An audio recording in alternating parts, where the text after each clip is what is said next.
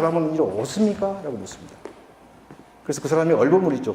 뭐 그런 일이 처음에는 라고 하니까 옳은 일인가? 그런 일이 있으려고요? 옳습니까? 뭐 그럴 수도 있지요. 아니 옳지 않다고요? 없다고요? 계속 광인이 묻습니다. 집요하게 묻습니다. 집요하게. 그러면서 맨 마지막에 여태껏 그래왔다면 옳단 말입니까? 라고 묻습니다. 여태껏 그래왔다면 옳다고. 이게 뭡니까 지금? 여태껏 그래왔다면 옳단 말입니까? 그것은 관습적 사고에 대해서 의문을 제기하는 겁니다. 의문을 제기하는 것. 자, 관습적 사고에 의문을 제기했던 유명한 근대 철학의 아버지라는 분이 있죠. 데카르트입니다. 데카르트. 1596년부터 1656년 그리고 방법소설이라는 책으로 우리에게 널리 알려져 있죠. 데카르트. 방법소설은 1637년에 출판된 책인데 방법소설이 어떤 책일까요?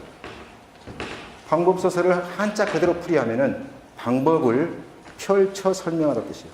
방법을 풀어서 설명하다. 방법을 풀어서 설명. 어떤 방법을? 방법소설의 원래 제목은 이렇습니다. 이성을 올바르게 인도하여 학문에 있어서 진리에 이르는 방법을 풀어 설명하다 뜻입니다. 방법소설의 원래의 제목이 이렇게 깁니다. 원래의 제목이 이성을 올바르게 이끌어서 학문에 있어서 절대 진리에 도달하기 위한 방법을 풀어 설명한 글. 이게 바로 방법소설입니다. 달리 말한다면 데카르트가 이 방법소설에 있었던 것은 절대 진리에 이르는 방법을 설명한 겁니다.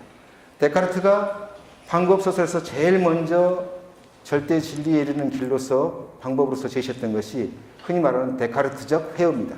의심을 품는 겁니다. 이걸 우리가 일반적으로 방법론적 회의라고 말합니다. 방법론적 회의라고. 진리에 이르는 방법으로서의 의심을 품는 겁니다. 그래서 예컨대 데카르트가 말했던 것은 우리가 지니고 있는 모든 지식들, 감각적 지식을 다 의심의 대상으로 삼아라는 겁니다. 한 번만 빼놓고 의심하고 있는 나 자신을 제외하고 모든 나머지를 다 의심해보라는 겁니다. 데카르트가 말했던 것은 뭐냐면은 우리들이 행하고 있는 관습적인 사고에 대해서 문제 제기를 하는 겁니다. 문제 제기. 지금까지 해왔다면 그게 옳단 말이냐?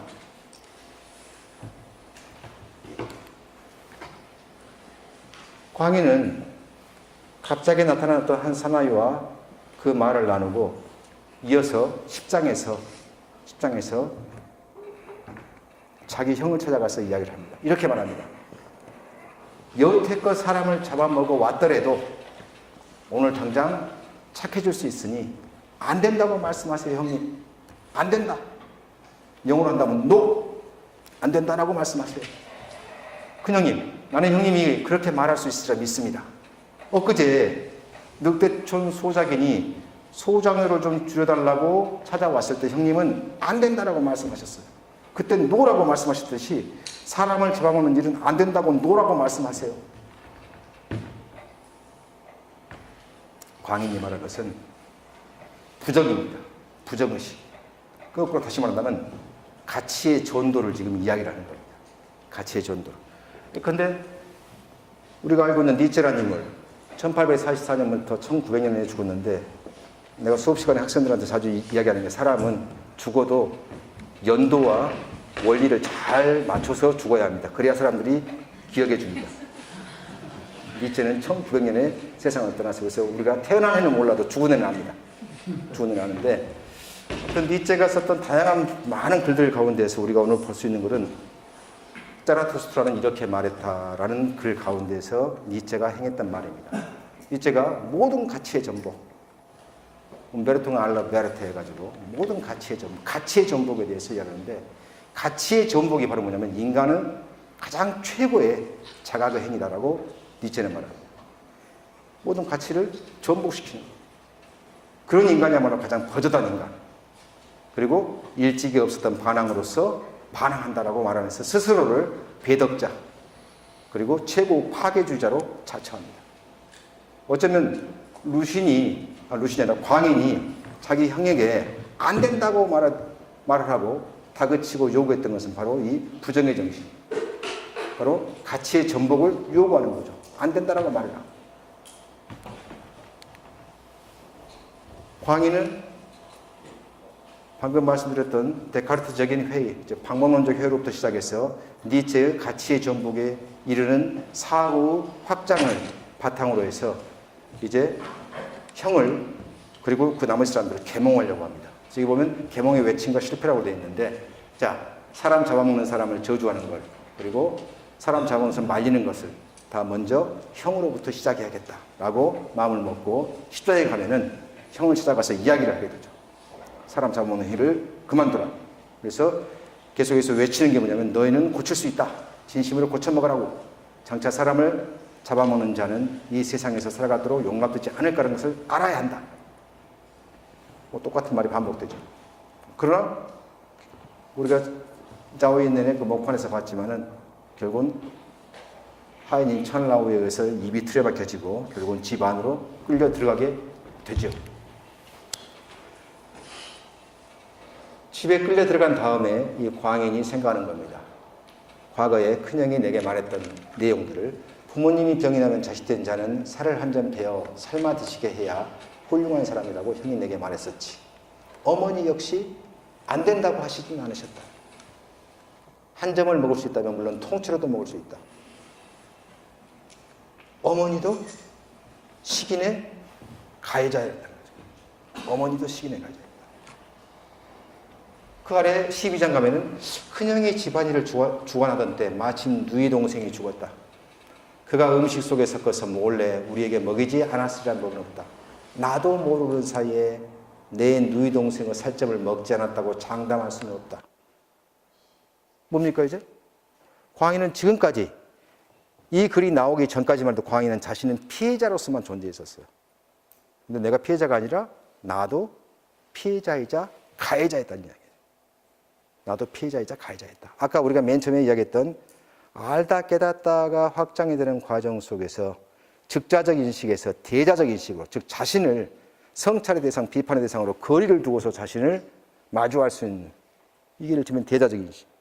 그 대자적 인식에 지금 서 있다는 이야기죠, 사실은. 그래서 이젠 알겠다. 참된 사람을 만나기 어려움을. 참된 사람을 만나기 어려움. 이렇게 말합니다. 참된 사람 하니까 바로 니체가 말했던 이 초인과 사실은 관련이 있습니다. 위거벤시. 니체의 초인은 무엇인가? 니체는 이렇게 말합니다. 인간은 중간자다. 인간은 중간자다. 인간은 중간자로서의 존재이고 인간은 스스로 극복해야 한다. 스스로 극복돼야 한다. 즉, 그 초극적인 존재, 스스로를 극복한 존재, 절대자로서의 존재가 바로 초인이고, 초인과 정반대에 있는 그 존재는 The last man's 말인이다. 결국은 말인, 우리 인간, 그리고 초인이 존재한다는 거죠. 스스로의 한계를 스스로 초국한 사람이야말로 초인. 스스로의 자기가 가지고 있는 사고의 한계, 사고의 경계를 더 이상 초국해내는 사람이야말로 초인이라는 거죠. 그래서 초인이 될 수 있는 길은 뭐냐면은 자신이 가지고 있었던 이전의 가치관을 해체하고 전복시키는 거. 해체하는 거. 이 해체하고 전복시키는 것이야말로 창조적 파괴의 작업이라는 거죠. 그 따라서 초인은 자신의 기존 가치관을 해체함으로써 새로운 문화 양식을 중심으로 자리 잡게 하는 사람이다. 광인일기에서의 광인은 바로 광인이 참된 사람을 찾기 어려움이 있을 때 그 참된 사람은 아마도 니체가 말했던 이 초인과 맞닿아 있는 개념이 아닌가. 지금까지는 이제 우리가 광인일기 속에서 광인의 사유 또는 사고가 어떻게 확장되고 어떻게 깊어지는가, 그리고 전체적으로 그 확장되고 깊어지는 과정 속에서 스스로가 대자적 인식을 통해서 스스로가 가해자이자 피해자라는 인식, 즉 자기 성찰에 이르렀다는 사실을 지금 우리가 쭉 한번 살펴보았습니다. 그런데 자, 광인일기의 문학적 공간들을 우리가 한번 살펴보면은 광인일기의 문학적 시간과 문학적 공간이 다른 어떤 특별한 의미를 우리에게 던져줄 수도 있습니다. 우리가 광인일기를 쭉 읽어보면은 이렇습니다. 폭력적 공간이 어떻게 확장되는가가 눈에 보입니다. 맨 1장으로부터 시작해서 2장에서는 폭력적 공간이 집 문 밖입니다. 집 문 밖까지가 집 문 바깥은 다 폭력적 시선으로 가득 차 있습니다.